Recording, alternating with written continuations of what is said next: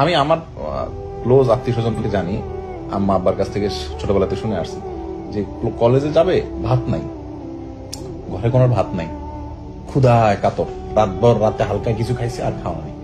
তো পাশের বাসার চাচি ভাত রানছে, ভাতের মাটা ওটা আনছে, চাচি মাটা ফালাইয়ার না আমাদেরকে দিয়ে, ওইটা 2-3 ভাই মিলে ভাগযোগ করে খেয়ে কলেজে যেত। এটা একদিন না, এটা প্রায় দিনের রুটিন হয়ে গেছে তাদের।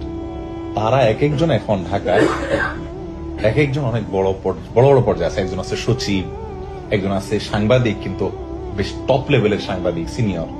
এবং এমন এমন পর্যায়ে তারা এখন চলে গেছে যে গ্রামের মানুষ তাদেরকে সারা বছরে একবার ভাগে পায় না, যে একবার আমাদের এলাকায় যাবে, এই টাইমটা তাদের হয় না। এই লেভেলের ব্যস্ততার পর্যায়ে তারা চলে গেছে, কিন্তু তারা কিন্তু ওইটা করেছে। আর যাদের ভাতের মার খেয়ে এরা মানুষ হয়েছে, ইন্টারেস্টিং বিষয় হলো তারা এখন না খায় মরতেছে।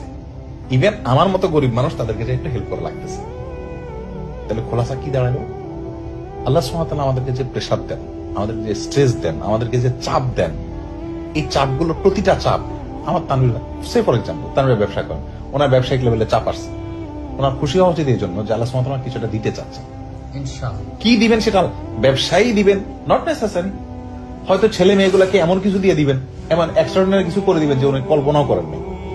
ধরুন না, ছেলেটা যদি এখন সারা ওয়ার্ল্ডের মানে কোন একটা সেক্টরে এমন একটা অবদান রাখে যে বিশাল কিছু, তাহলে ওনার এই ব্যবসার ক্ষতি হইয়া যেটা পাইলো, তার ওটা কি দিলটা কি খারাপ হলো?